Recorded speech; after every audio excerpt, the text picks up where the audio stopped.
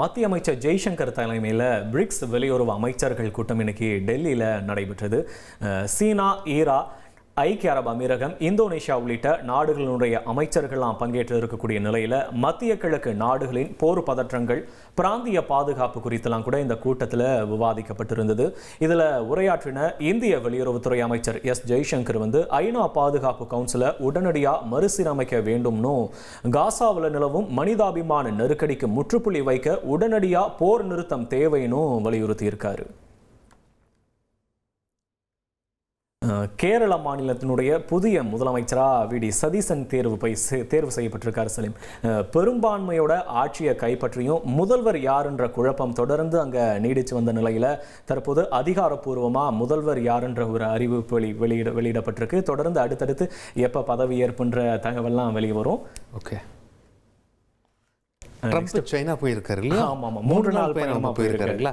இப்போ ப்ரெஸ் மீட்டில் என்ன சொல்லியிருக்காங்க அப்படின்னா, ஷி ஜின்பிங் அதாவது சீனாவின் அதிபர் என்ன சொல்லியிருக்காரு, நம்ம 2 பேரும் எடுக்கிற முடிவுகள் நம்ம 2 பேர் நாட்டின் மக்கள் தொகை, அதாவது சுமார் 170 கோடி பேரை மட்டும் பாதிக்காது.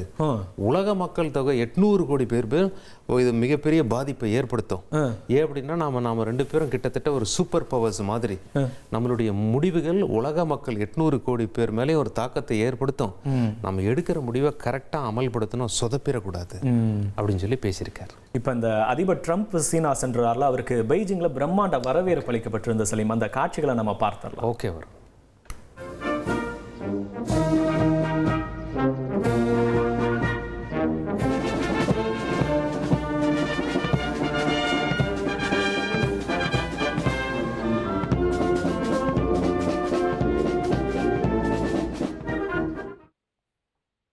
அமெரிக்க அதிபர் டொனால்டு ட்ரம்ப் மற்றும் சீன அதிபர் ஷி ஜின்பிங் இடையிலான உயர்மட்ட சந்திப்பு இன்று பெய்ஜிங்கில் நடைபெற்றது. அமெரிக்காவும் சீனாவும் ஒத்துழைப்பால் நன்மையையும் மோதலால் நஷ்டத்தையும் அடையும் என்று சந்திப்பில் ஷி ஜின்பிங் தெரிவித்துள்ளார்.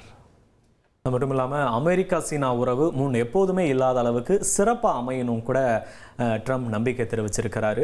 கடந்த கால கசப்பான வர்த்தக போர்கள் மற்றும் மோதல்களை தாண்டி ஒரு புதிய இணக்கமான சூழலை உருவாக்க தயாராக இருப்பதாக கூட ட்ரம்ப் உறுதியளித்திருக்கிறார். சலீம், இனி செல்லும் இடமெல்லாம் செய்தி. தந்தி டிவியின் வாட்ஸ்அப் சேனலை ஃபாலோ பண்ணினா செல்ல இருக்கும் இடமெல்லாம் செய்தி. இதோ QR கோட் இப்பவே ஸ்கேன் பண்ணுங்க, ஃபாலோ பண்ணுங்க.